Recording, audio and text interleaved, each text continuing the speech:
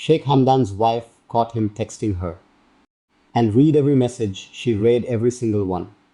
Not just the most recent, not just the ones that answered the question she had already known the answer to for longer than she had been willing to admit. Every message. Going back further than she had expected. Further than she probably wanted to go once she understood what she was going to find there. She read them the way a person reads something that is simultaneously confirming their worst suspicion and expanding it. Each message answering one question and opening three more, pulling her further into a history that had been running parallel to her own for longer than she had been prepared to discover. By the time she reached the beginning, the earliest message in a thread that stretched back through months and years of a private conversation between her husband and another woman, she understood something she had not understood when she started reading. She had not found evidence of a recent affair. She had found evidence of a love story, a long one, a real one that had been there before the marriage and had continued through it, and that explained, with the specific clarity that only documented evidence can provide, everything about the distance she had been feeling since the day she arrived in his life. The phone had been left in a moment of ordinary carelessness, not deliberately, not as a confession or an invitation or any kind of intentional revelation. Just set down in a moment when the management that usually kept it out of reach was briefly, completely suspended. She had not gone looking for it. She was not at a point in the marriage where she had decided to search for confirmation of what she suspected.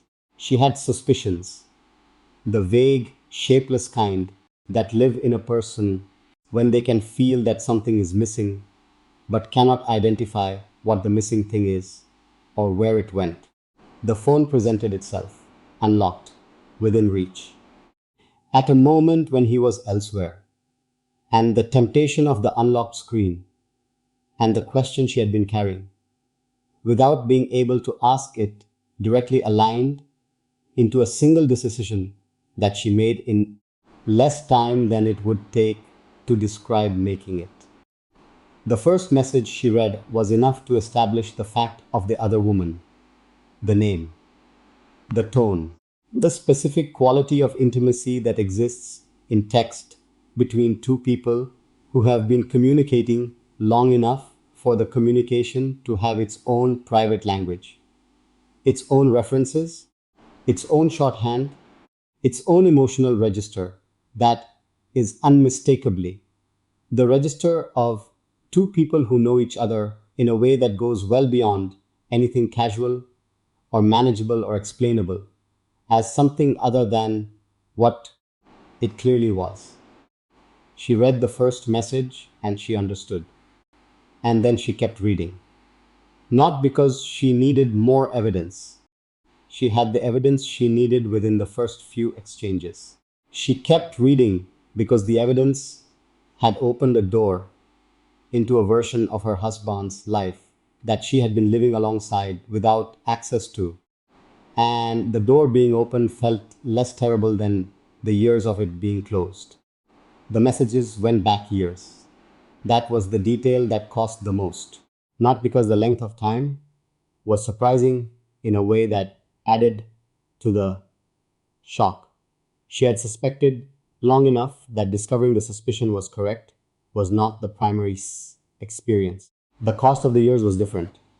It was the mathematics of them.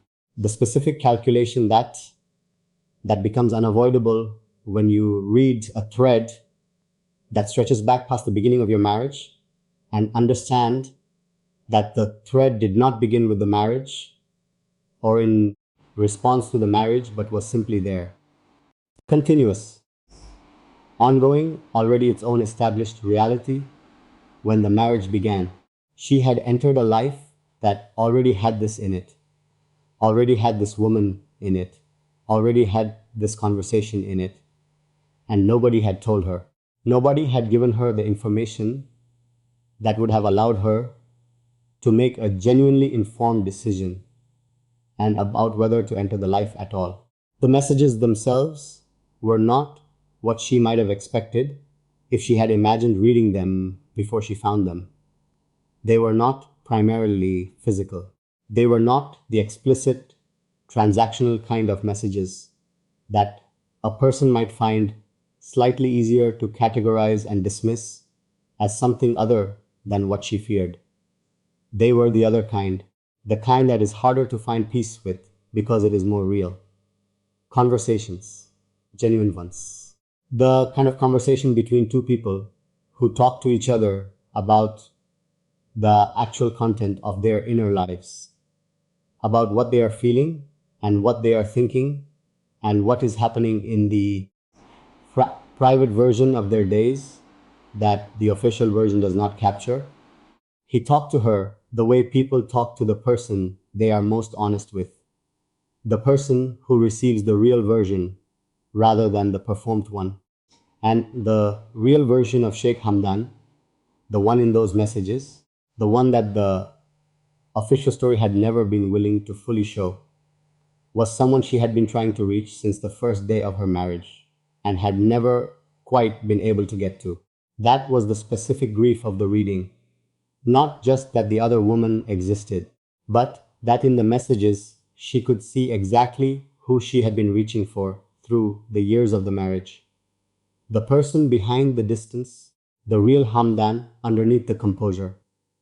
And that the reaching had never worked because that version of him had always been available somewhere else, to someone else, in a thread of messages that went back further than the marriage. She had been reaching for something that was fully present, just not present for her.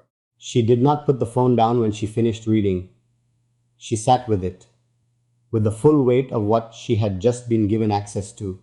The complete picture that the vague suspicion had never been quite specific enough to fully prepare her for. And she made the decision that the reading and the picture and the weight of all of it produced in her.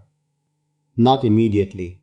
She sat with the decision the way she had sat with everything in this marriage, carefully, with the specific dignity that had characterized her navigation of a situation that had never been as simple or as official or as uncomplicated as it had been presented to her as being when she entered it. When Hamdan returned to the room where the phone was, she was still holding it. She did not say what she had read. She did not need to.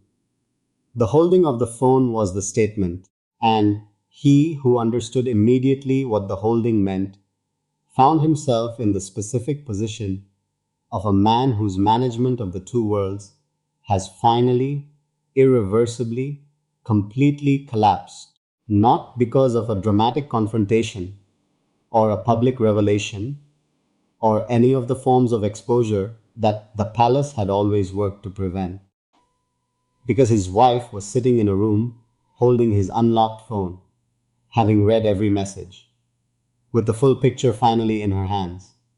She looked at him, he looked at her, and in the space between those two looks, between the woman who had just read everything and the man who understood that she had, the marriage ended. Not officially, not in any way that would produce an announcement or a statement or a managed communication from the palace to the world. Just between the two of them, in a room, with a phone and every message it contained. Subscribe to this channel and hit the bell.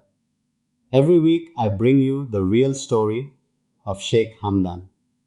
The messages that were never supposed to be read, the moment the picture became complete, and the truth that finally arrived in the most ordinary and devastating way possible.